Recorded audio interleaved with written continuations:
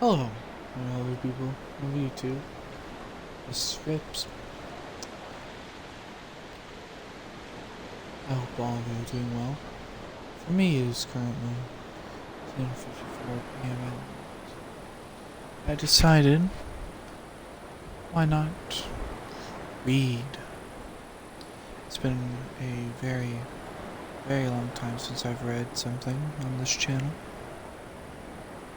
I would like to mention I might sound a little different.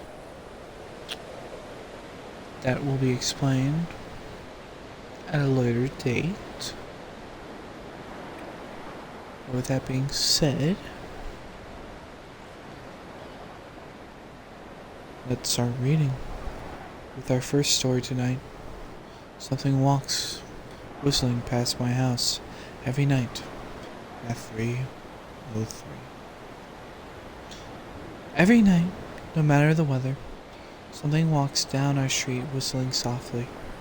You can only hear it if you're in the living room or in the kitchen when they walk by, and it always starts at exactly 3:03. The sound starts faint, somewhere near the beginning of the lane near the Carson place.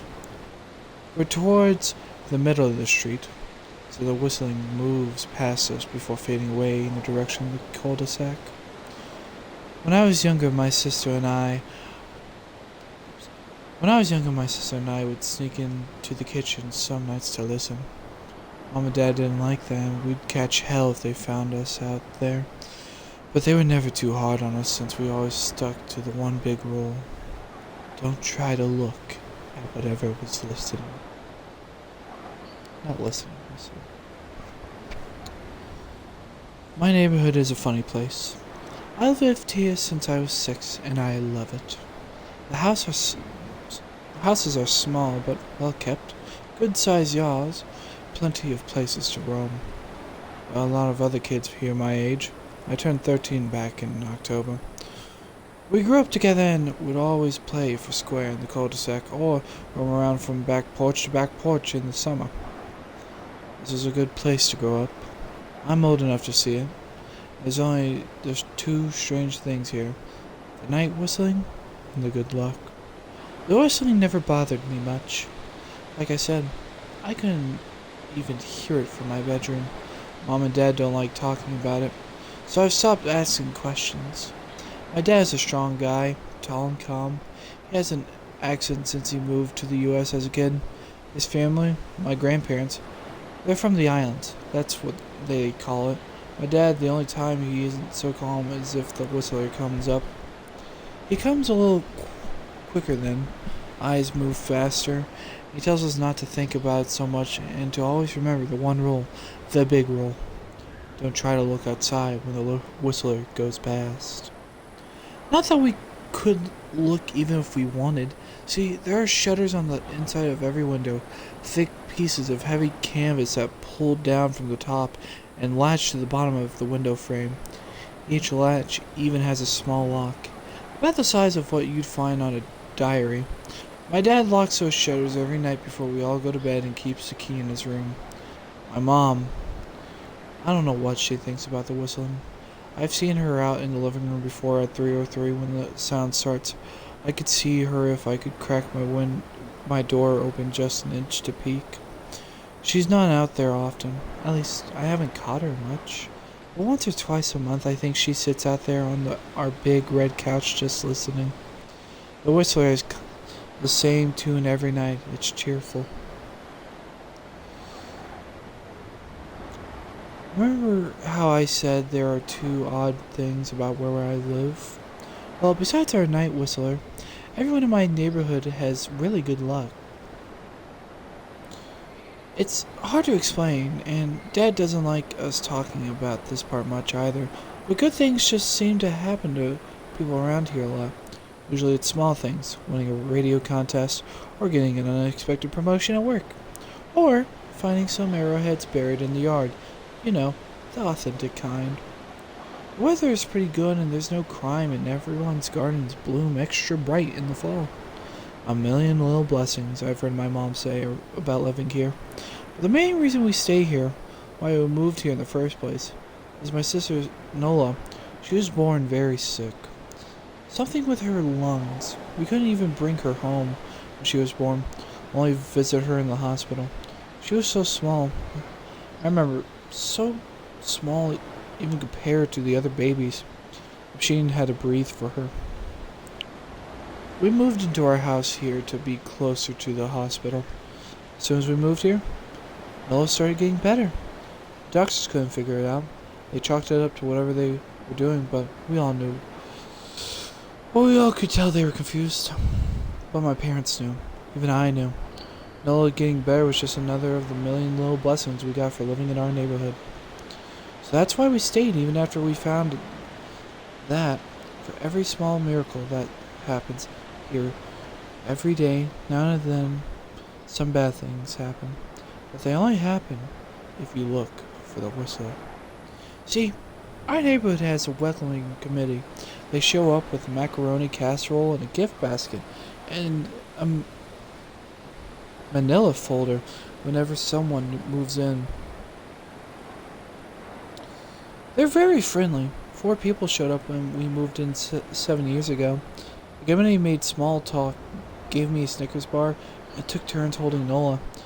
It was her first week out of the hospital, so they were extra careful. Then the committee asked us to speak to my parents in private, so I was sent to my room where I still managed to hear nearly every word. The welcoming committee told my parents about how the nice neighborhood was, really exceptionally, hard to explain, kind of nice, and then they told my parents about the even harder to explain whistling that happens every morning at 3:03 and ends at the tick of 3:05. The groups, our new neighbors, warned my parents that the whistling was quiet, never harm or hurt us, as long as we didn't look for what was making the sound. This part they stressed, and I pushed my ear into the door, straining to hear them.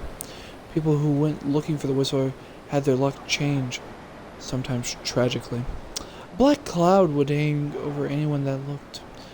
Anything that could go wrong would. The manila envelope that the committee brought over contained newspaper clippings, stories about car crashes and ruined lives, public deaths, and freak accidents. Not everyone dies, I heard the head of the committee tell my dad, but the life goes out of them. Even if they live, there's no light in them ever again. No presence. My mom, I could tell she wasn't taking it seriously. She kept asking if this was some kind of prank they play on new neighbors.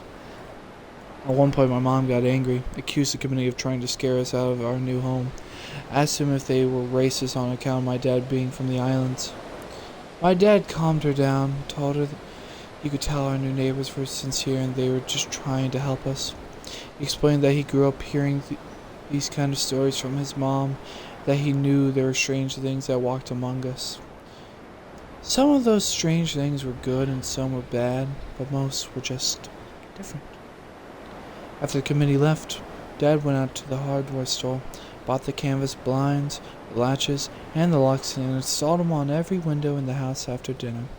First night in our new house, I crept out of my room at 3 a.m., only to find my dad awake sitting on the living room couch, holding my babysitter son. My dad held up his finger in a shush motion, but patted the couch next to him. I sat, and we waited. At exactly 3:03, we heard the whistling. He came in and went, just like our neighbor said.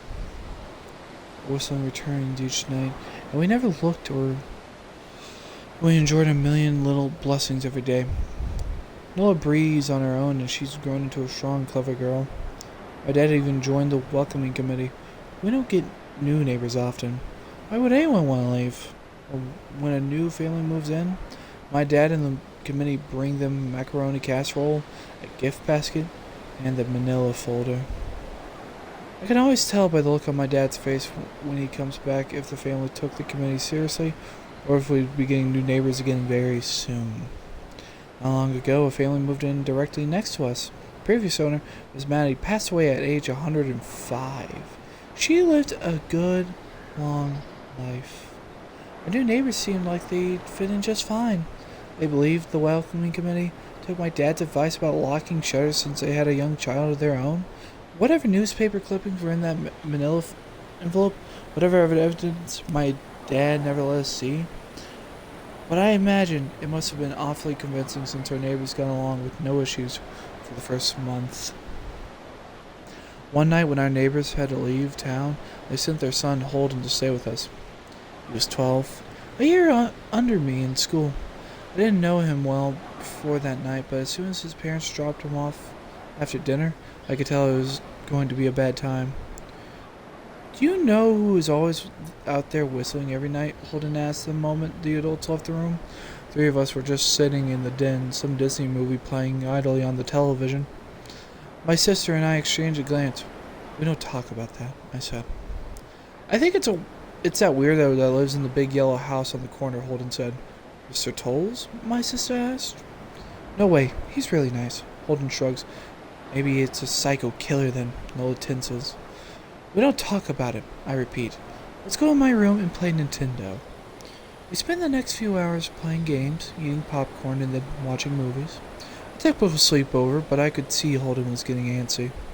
After my parents had wished us good night, locked the blinds, and gone to bed, Holden stood up from his beanbag and walked over to where Nola and I were sitting on my bed. Have you ever even tried looking? He asked. It's nearly time. Like most sleepovers, we conveniently ignored any suggestions of a bedtime. I was shocked to see he was right. It was almost 3 a.m. I sighed. We don't... See, I can't even try to look because my dad locks the blinds every night and hides the key. He continues, ignoring me. So does our dad, said Nola. No, replied Holden. No, he doesn't. You saw him do it, I said, a little sharper than I meant to sound. Holden grinned. Your dad locks the blinds, yeah? But he doesn't hide the key. He keeps it right on his normal keychain. So? I asked, worried. I already knew what he would say next, because I had noticed that my dad didn't bother hiding the key anymore after all these years, because he knew we took it seriously. So, after your dad locked up, but before your parents went to bed, I went to the bathroom. On my way, I may have peeked into their room. I may have seen your dad's keychain on his nightstand. And I maybe went and borrowed the key to the blinds. Noah and I stared at it, and his grin only grew wider. You're lying, I said. Holden shrugged. You could check if you want. Just open your parents' door and look. You'll see his keychain right there on the nightstand. Stay here, I told both of them. Don't move a muscle. I hurried over to my parents' room, but hesitated at the door.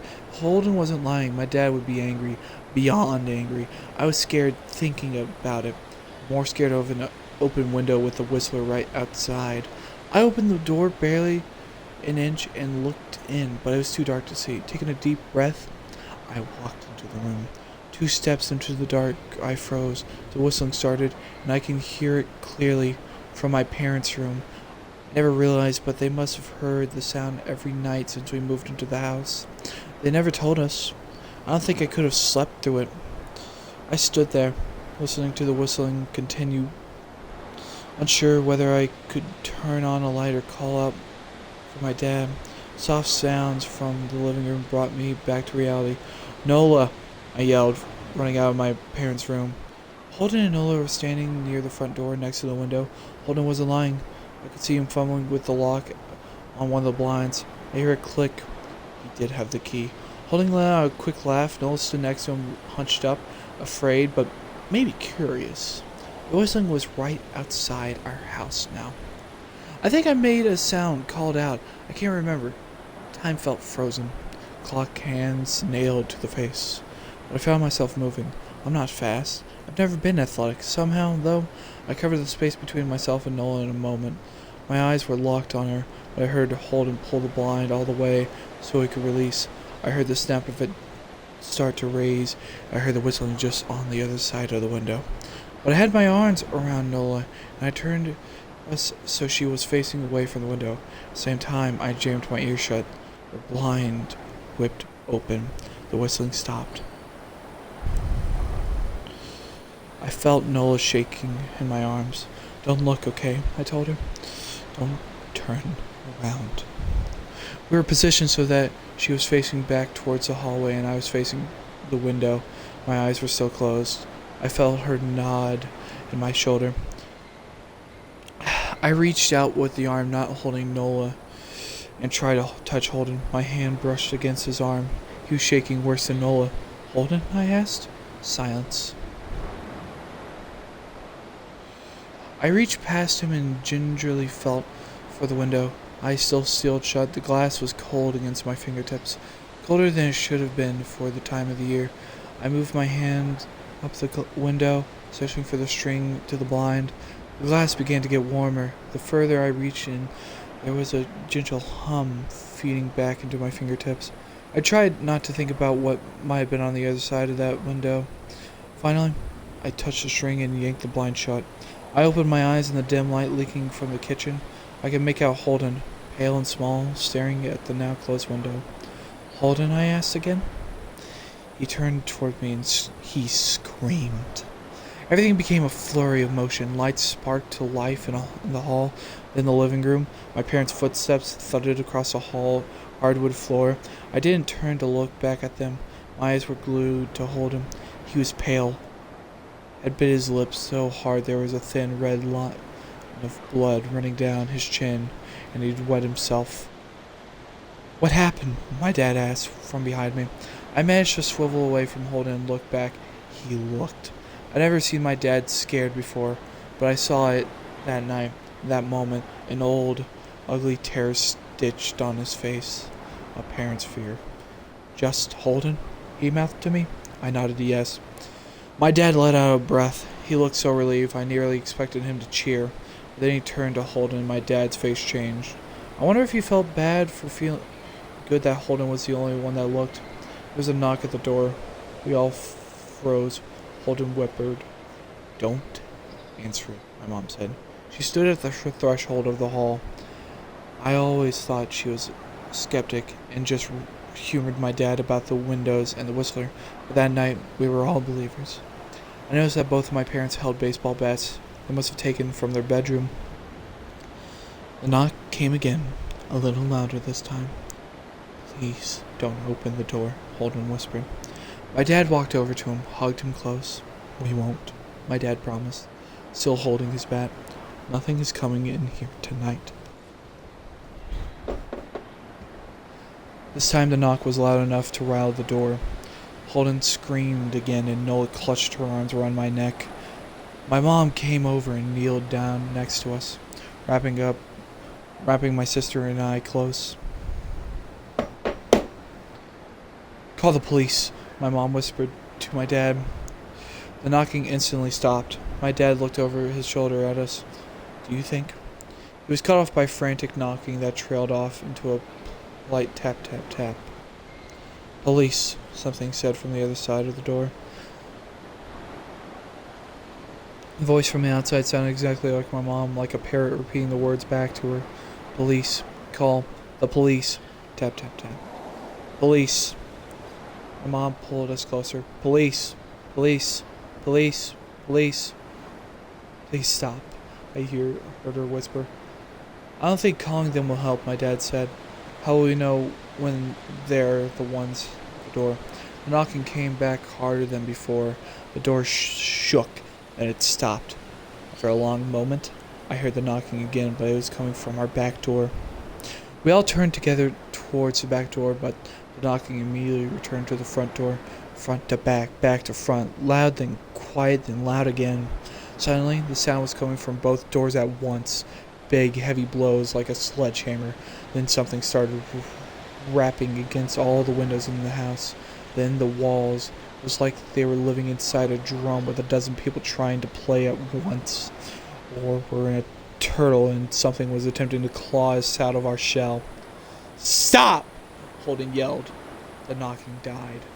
"I won't tell," Holden said, staring at the door. "I promise I won't tell anyone what I saw. Just please go away." We waited for nearly a minute. Then we heard it, soft, coming from the window Holden had looked through earlier. Holden started to cry, sobbing like a prisoner watching gallows being built outside their cell. My dad held him, brushed his hair, but never lied to him, never told him things would be okay. The tapping at the window went from the rest of the night. We huddled together in the living room for I don't know how long. Eventually, my mom tried to take us kids into my room while my dad stayed to watch the door. But the second we moved into the bedroom, the knocking came back. So loud it was impossible to ignore. I was afraid the door couldn't take it. We went back to the living room and the knocking stopped. Only the window remained. None of us slept that night. The tapping stopped around 7 a.m. That's about the time the sun comes up here. Waited another 2 hours before my dad opened the blinds from one window. He made us all go back to my parents' bedroom first. Open the door, then come back in. Okay, he told us. It's done. Holden's parents came back around lunchtime. My mom and dad walked Holden over to his house and they all went inside for quite a while. Noah and I watched from the window. She stuck to me the whole day, right at my side, sometimes holding my hand. When parents came back, they looked grim. They wouldn't tell us what they said to Holden's family. It was Sunday, so we all spent the day together, ordered pizza and watched movies. That night, everyone slept in my room. Nola and my mom in the bed with me, my dad in a chair he'd pulled over. There was no knocking that night or any night since. We didn't see much of Holden or his parents for the rest of that week, but by Thursday, there was a moving truck in their driveway. Noah and I watched them packing up the whole afternoon after school. What sticks with me the most is how tired Holden and his parents looked. All three had the same pallor, grim mouths, and lightless eyes. Even from across the streets, I could tell something was very wrong. Holden and his family were gone before sunset. I remember what the original welcoming committee said to my parents when we moved in. Not everyone who looks at the Whistler dies, but even those that live, the light goes out of them. The rest of their lives are full of misfortune. A million little tragedies. I think Holden's parents must have looked, either to comfort him, if they didn't believe, or share the burden if they did. I watched Nola some days, happy and young and alive, and I wonder if I'd been slower if she looked out that window that night. But I had looked too, to comfort her, to share that burden. I'm glad I don't have to find out. We still live in that house, in that neighborhood. We still hear our whistler walking past every night. The blessings, the luck, the good things here are too good to leave. But we're careful. We don't have friends over to spend the night anymore. My dad hides the key to the blinds very, very well. Not that I've ever gone looking. Some things you just don't need to look for.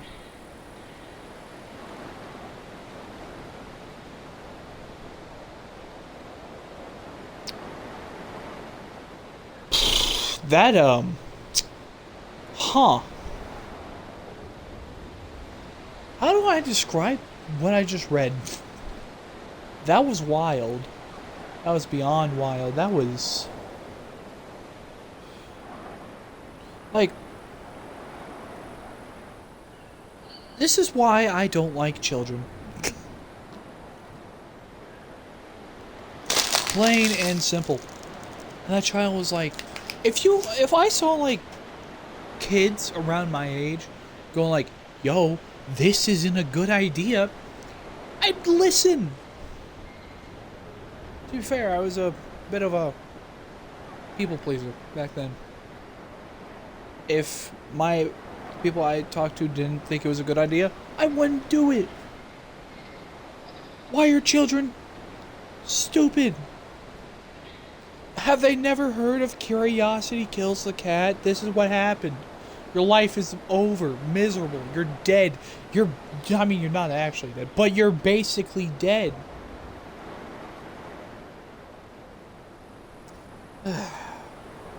Like, what do you do?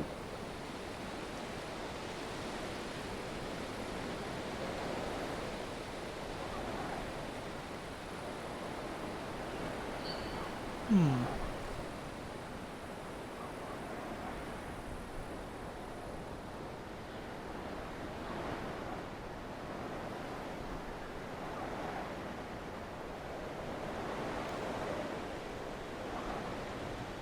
Um, this next story is called Maria on the Moon.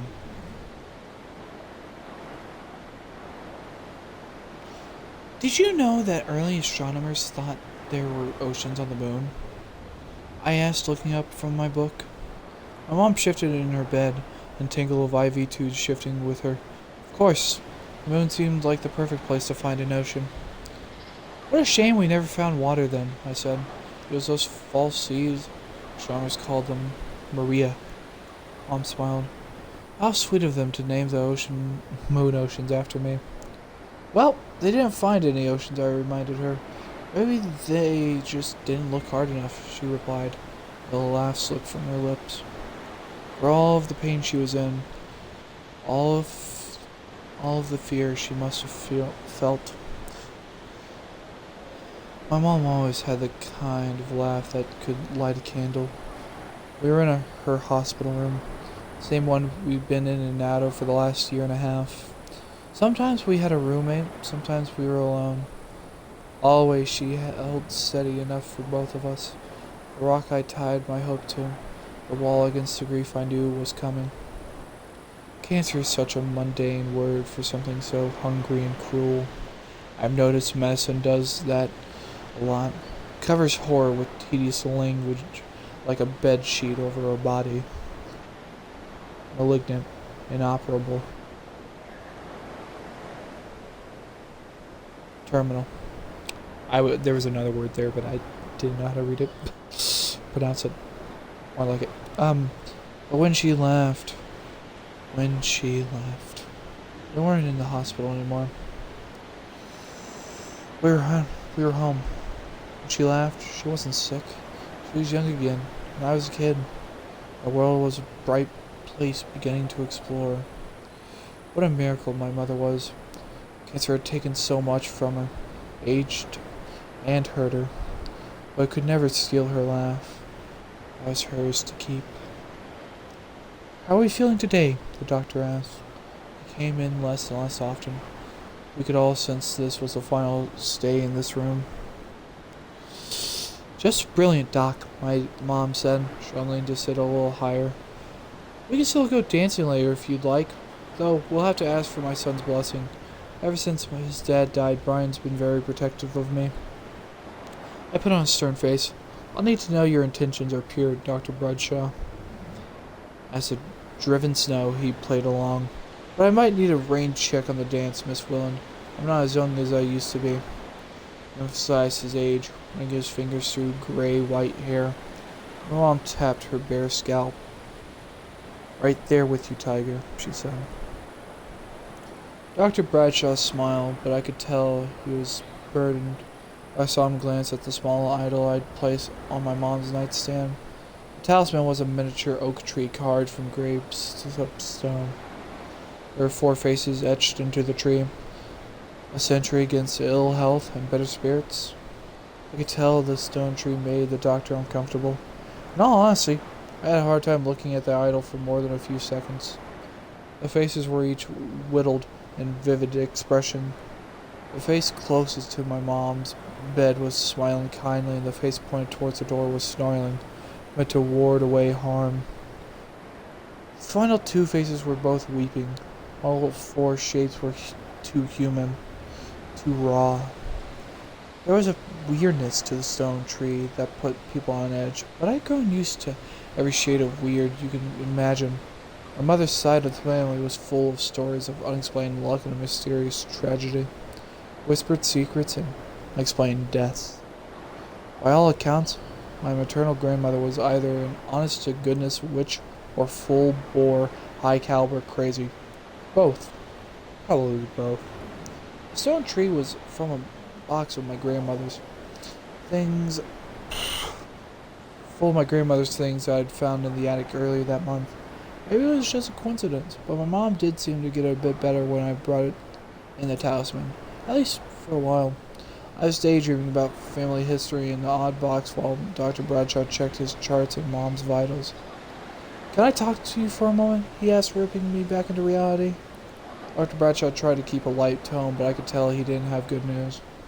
The hospital hallway smelled like ammonia and birthday cake. Someone must have had a party. Maybe a patient. Maybe a nurse. Strange how you remember the insignificant details while your world is crashing down around you. I'm so sorry, Dr. Bradshaw told me. The results came in this morning. It's spreading aggressively. We held it back as long as we could, Brian. Your mom is a fighter. But right now, we just need to, well, try to keep her as possible as we can. Brian?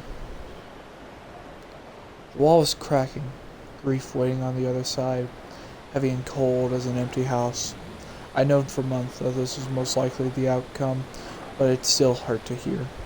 Hurt worse than I could stomach. There's nothing left to try?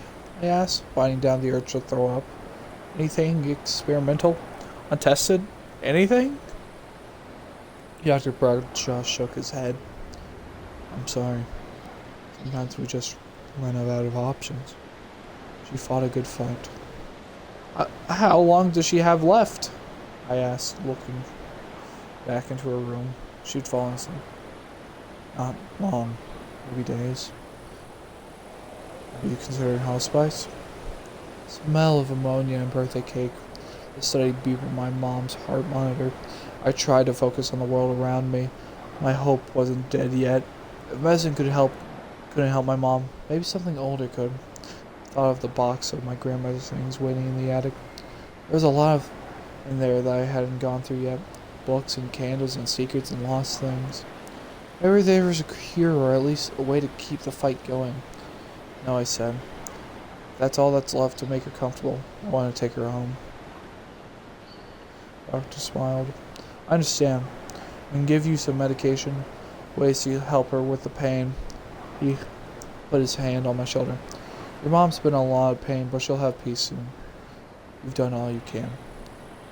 I know. I lied. Thank you.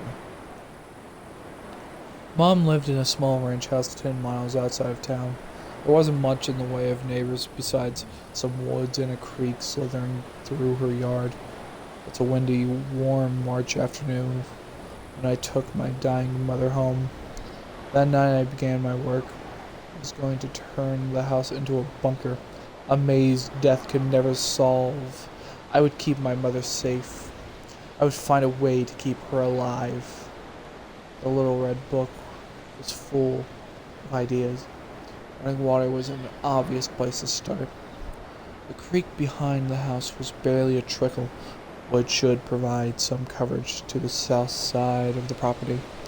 Salt was next, lining the doorways and window frames, then in an unbroken circle around the entire house. This step was to be repeated daily, the red book stressed, or even multiple times per day.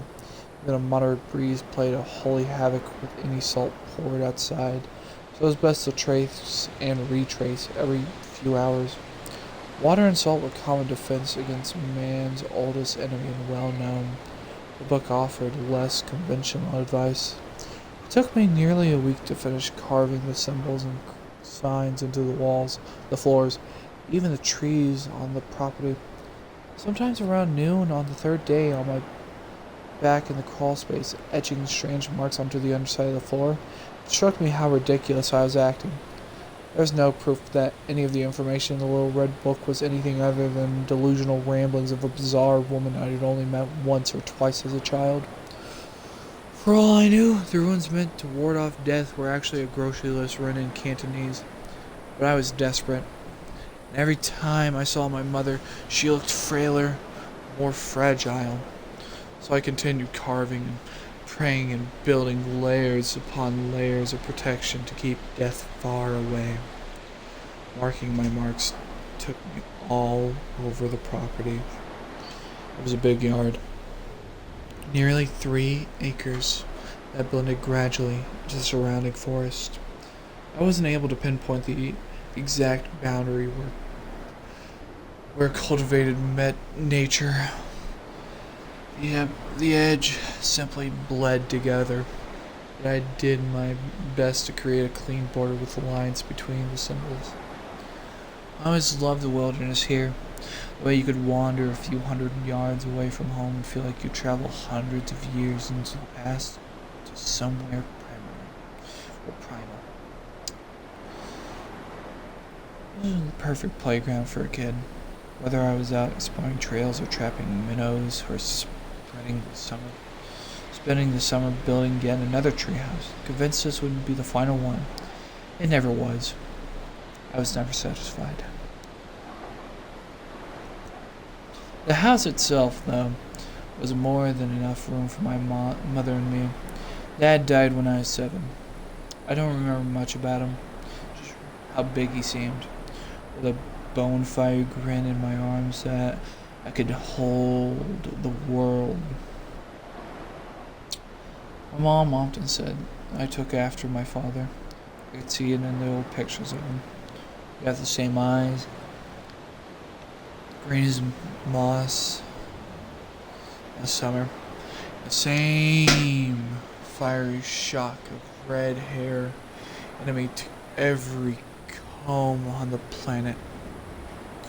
The sicker my mom got, the more often she called me by my father's name. I was worried she drifted away like that, but a part of me was proud she'd mistaken me for him. After all the symbols were carved there, a few strips were left in the book to deter death from visiting. There's dozens of charms and talismans in the bottom of the old box in the attic. I sat up there going through everything my grandmother had left behind, furring the red book, pushing the tiny charms in tidy piles. None of the idols were larger than my thumb.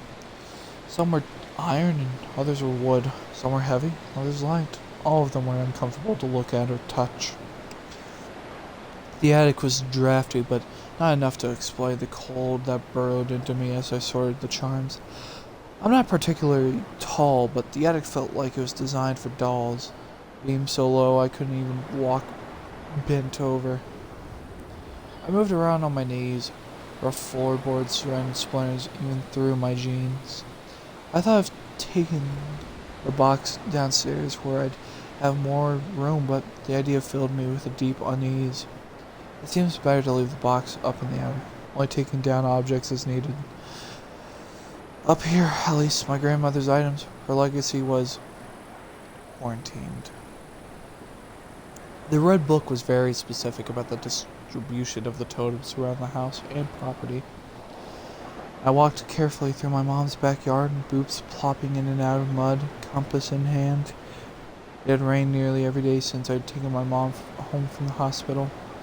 I knew it was almost certainly a coincidence, but couldn't help but wonder if the soft curtains of rain falling to the ground were for her. I placed charms in a compass rose with a house in the middle. The most disturbing objects were given place of honor at each cardinal direction. Water, salt, words, charms, at all places carefully, intentionally. My grandmother's books promised that these would offer some degree of protection against the inevitability of death. The symbols would confuse it, the talismans distract it, and the water and salt make barriers to slow it down. But death might still find a crack to slip through, so the red book recommended one final trick. There was a small candle in the bottom of the box, dirty white as stained paper. When I took the candle from its case, the smell made me gag.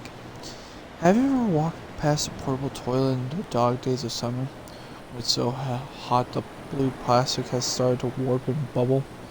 Imagine the smell distilled into a finger's worth of wax. I brought the candle downstairs, placed it on the dining room table, and set it alight. The wick caught immediately. The flame burned an unusual red-brown. No heat came off the candle. It actually seemed cooler the closer I moved my hand to the fire. Once wax began to melt, the smell was 10 times worse than it was back in the attic. I choked down a greasy sickness crawling up my throat and quickly left the room, shutting the French doors as I went. Helped That helped trap the odor, but I couldn't shake the sense of nausea. I went to check on my mother. Remember the day you ran away? My mom asked, sitting in her bed, lunch untouched on the nightstand behind her. I didn't think she had any weight left to lose before she was nothing but bone and memory.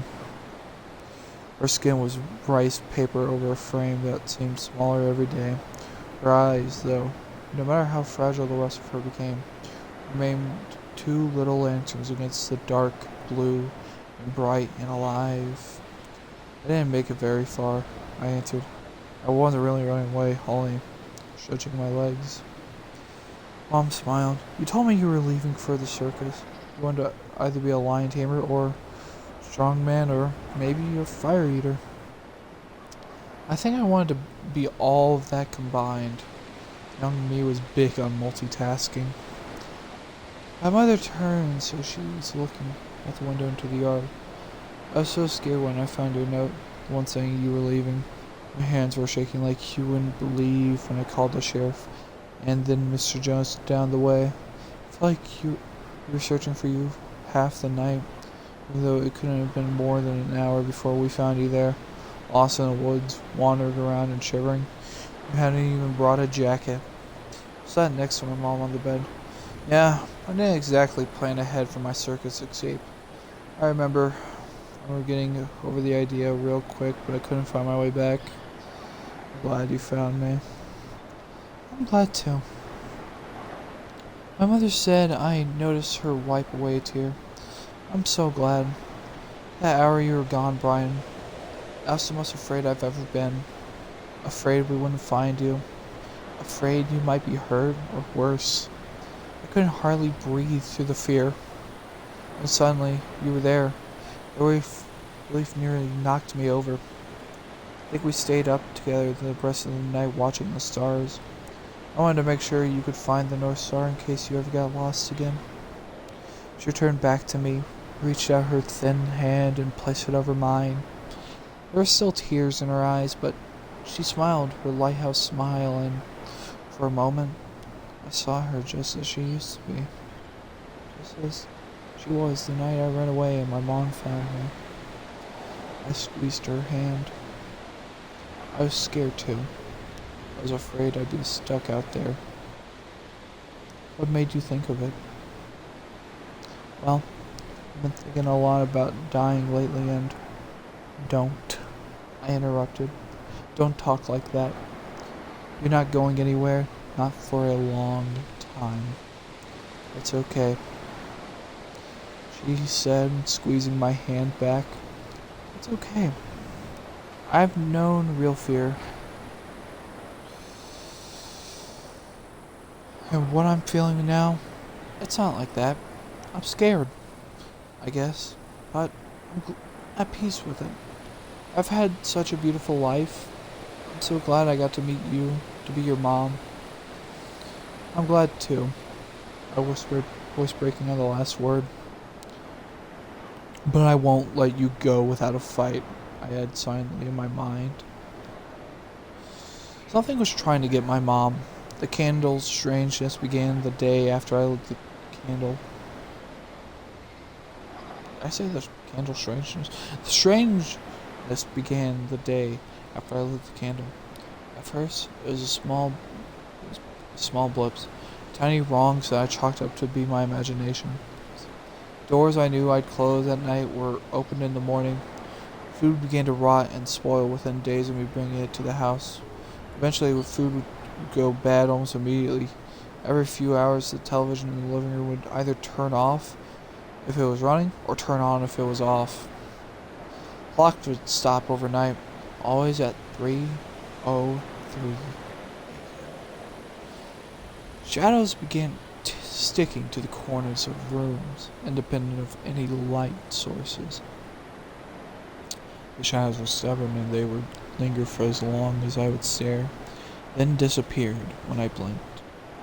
I began hearing bumps and knocks at all hours, and sometimes when I enter an empty room, I had a sharp, fleeting certainty that it was only just occupied. I avoided the dining room except to check in twice a day to see if the candle was still burning. The smell was vicious and would claw its way into your throat and nostrils the moment it was given a chance. I kept the door to the room shut and kept air fresheners running in the surrounding rooms 24/7. The funny thing was, the candle never went out, and it never even seemed to shrink. I could see the wax melting, but day in and day out the candle refused to change. Days marched into weeks, and the wrongness only grew deeper. My mom and I both lost sleep to vivid nightmares that we couldn't even remember when we woke up. Only the echoes remained, but those were enough to leave my pulse sprinting until morning. I started sleeping in a chair in my mom's room. I did this to comfort her if she woke up confused during the night, but also because, if I'm being honest, I was too scared to sleep alone. I felt like a child running into his parents' room, convinced there was a monster under the bed. Thing is, there was. By the third week, I couldn't keep the doors closed. They would slam open the moment I left the room. Terrible scratching began inside the walls. My mother might be squirrels or mice, but the sound was so insistent, not like a rodent miling about, more like a dog wanting in. I stopped leaving the house for supplies. Instead, I had what little food we ate delivered. I kept the curtains drawn. There was tapping on the glass every night. About a month after leaving the hospital, we were living like zombies. The dining room couldn't contain the smell of the candle anymore. The house was clogged with the scent. Tiny noises had graduated into full-on laughs and screams and whispers in the rooms around us. Something kicked in the bathroom door so hard while I was taking a shower that the hinges warped. I covered every mirror in the house. I started to see things in the corners looking at me, half-hidden faces, shapes that skidded away as soon as I turned around. Mom was drifting further and further away. She had long moments of confusion where she'd forget my name, forget where we were. Sometimes she'd think I was my dad. Other times, she'd just stare at the wall for hours, growing fainter and fainter each day like a Polaroid left in the sun. But she was alive. It was clear that we were under siege by something. Our world shrank to only one room, and every trip to the bathroom to answer the door for food felt like going over the trenches. The noises kept getting worse and worse. The shadows closer, the senses of movement around the house sharper. Every now and then I would feel hot breath on the back of my neck, or walk through a cold patch hanging in the air. I stopped bothering redrawing the lines of salt around the house. I knew deep in my bones that as long as the sticky candle burned, death could not take my mom away. On the 33rd day after leaving the hospital, I woke with a start from a nightmare, only to find my mom's bed empty. She hadn't been able to walk the past week at all. So, my feelings was hope that she was improving, at least a little. I noticed the odor we'd been living with for weeks was gone. "Mom!" I shouted, running in bare feet in the room. I found her in the dining room, the door wide open. She was standing at the table, frail as a neglected scarecrow, wobbling back and forth. Her hands were hovering over the candle. The flame was out. "Why'd you do that?" I whispered. Mom, are you okay?" I headed into the room. The wooden floor is freezing cold. Mom didn't react to my presence. She just continued rocking side to side. I realized she was still asleep. "Mom!" I gently shook her shoulder. "Wake up!" Her head snapped back and she nearly fell. I caught her on the way down. It felt like she weighed nothing at all. "What's going on?" she asked, looking around the dark room. "Where?" "You're okay," I told her. "You're sleepwalking." "I was having the most unusual dream," Mom muttered. "There's so many stars and..." She began to shiver uncontrollably. Cold hit me a moment later. I let out a gasp. The house was chilly before the dining room was near Arctic. My breath bloomed in a thin cloud in front of my face. I became actually aware of the complete silence filling the house. Then I heard scratching. It was going throughout the house, deep tearing sounds of the walls around the dining room. Footsteps came immediately after, being fast. Somewhere in the house, a window shattered. "Ryan," my mom said, holding on to me. "Don't worry," I said. "Everything will be." My voice deserted me as a massive shadow unfolded in the corner of the room. It was shaped like a man, but tall. So very tall. It was fast. Before I could yell, the shadow was on us, pouring over my mom. In the space of a heartbeat, she was simply gone.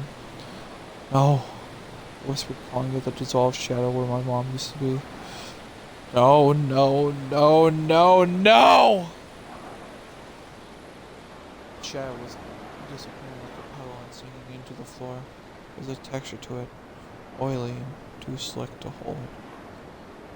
I thought of my mother the night she found me lost in the woods and the night I'd run away. Her face filled my memory, her lighthouse smile.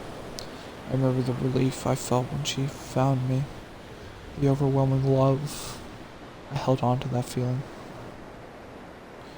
clutching it close. "You can't have her," I whispered. I closed my fists around the last threads of the shadow. There was a terrible sensation of pulling. It was like I caught a horse by the tail and it was trying to shake me, but I held on. A sense of ripping and being dragged. It was a riptide with a mind of its own. I held on. It could not shake me. The temperature was dropping every second. I felt my vision growing dark. The last thought that ran through my head before I blacked out was a promise to myself that, even if I died, my grip would hold.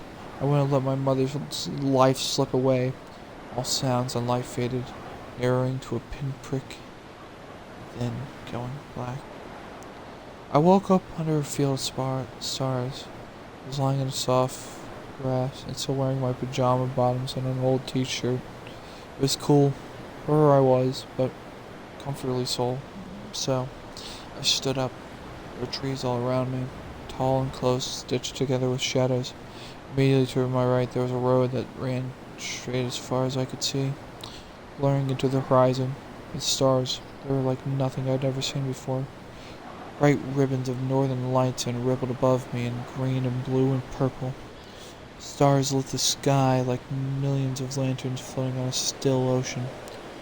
The moon shone sharpest of all, a spotlight hanging above the tree line, so close that I could stretch above and brush its face. "You are persistent," said a voice from the forest behind me. I whipped around but couldn't see anyone. Then a dark spot began to clarify against the gloom. A silhouette separated itself and moved toward me.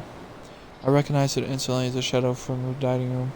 As I moved closer, the thing grew and grew until it touched the sky and filled my vision. Deep dread sank into me, but I stood my ground.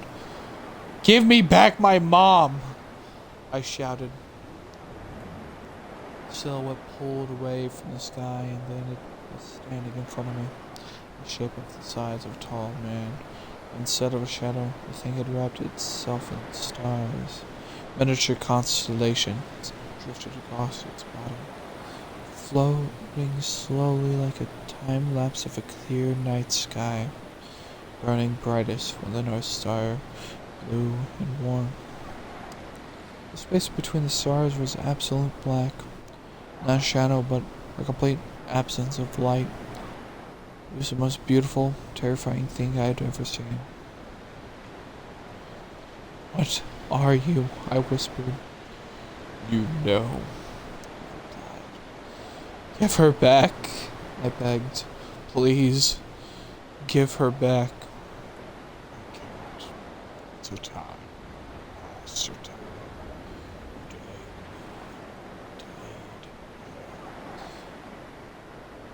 I clenched my fist. She didn't get enough time. I didn't get enough time. It's not right. It's not fair. Of course, it's not fair. Sorry, things just reach out your time. Just so there too, I asked. Where are you taking her? I don't know. It's not for me to know. What? I won't let you take her. I planted myself in the road. The world was still and solemn around us. Breeze, constellations drifted like clouds, and a soft breeze stirred the branches. Starry thing didn't respond for a moment. Your mother was kind and caring. As she goes, she'll have peace. But the creature raised its hand. Did you ever stop to think that death is an enemy? Death simply is. It is the natural partner of life. It knows no prejudice, no malice, has no designs or ambitions. Your mother spent so long suffering, felt so much pain. Instead of this, you took it upon yourself to draw life back its course. You kept her alive at the cost of stretching her thin, prolonging her sickness, and dying. You keep her alive. I couldn't answer. Stretching her life is unnatural, dangerous. It told me. You kept me away, trying to teach me old things. Forces that nothing but to swallow evil, to tear and bite into those nothing but pain, fear, perfect emptiness. I shuddered, remembering the clawing sounds, the shattered window, and the laughter from the empty rooms. I'm sorry, I whispered. Can they hurt her here? She's safe? The stars in the shadow burned brighter for a moment. Your mother would walk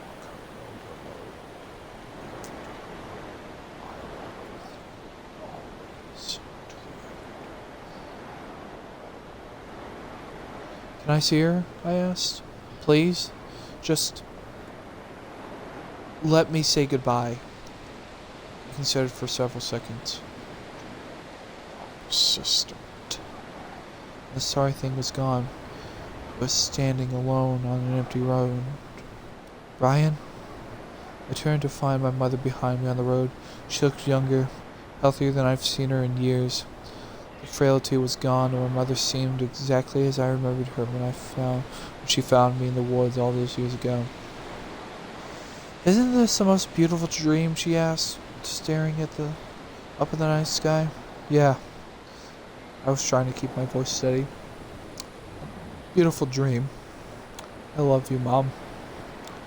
I love you so much. So very much. She smiled and touched my cheek. I love you too. Cry? It's okay. I'll wake up any time now. I'll see you then. I nodded, wiping at tears. Sure. Yeah. I'll see you then. What do you think is at the end of the road? She asked. You think I'll have time to find out before I wake up? I look out at the window, scanning the trees for any hungry shadows. I don't know. I don't know where it goes, but promise me you'll be careful. My mom smiles wider. Of course, I'll be careful.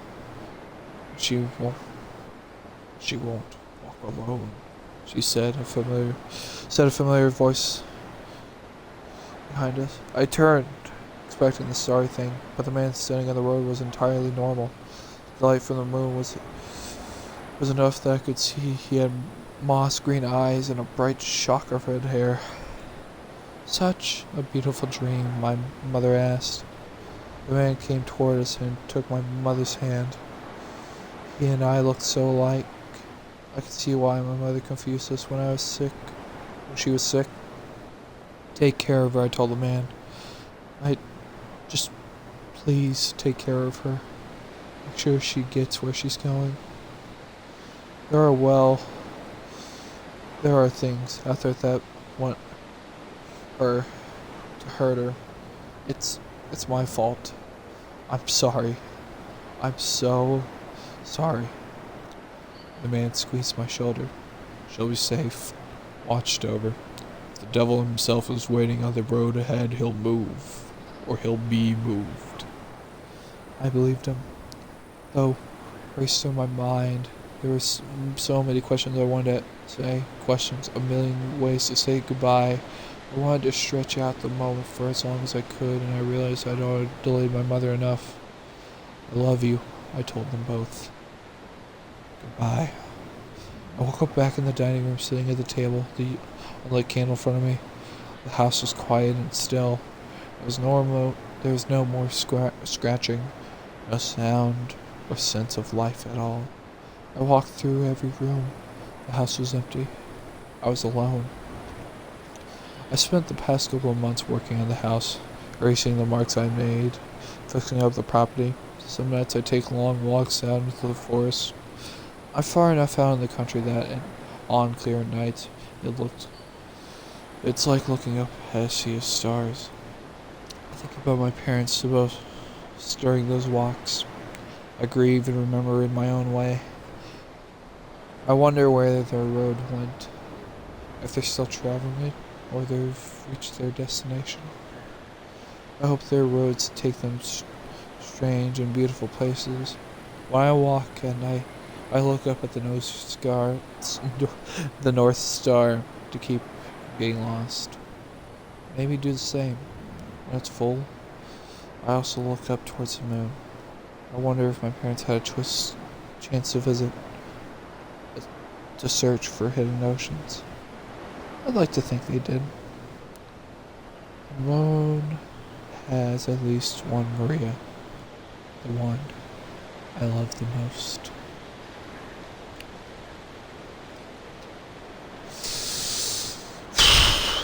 Damn. That was sad.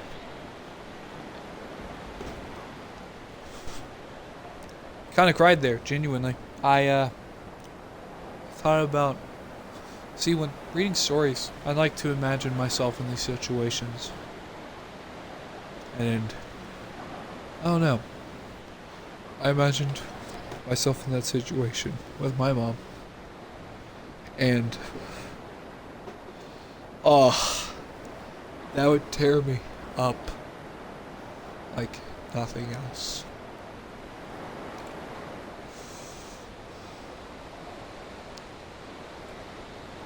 With that being said, whoops. Thank you. Whoops, that's super zoomed in. Thank you all so much for watching this.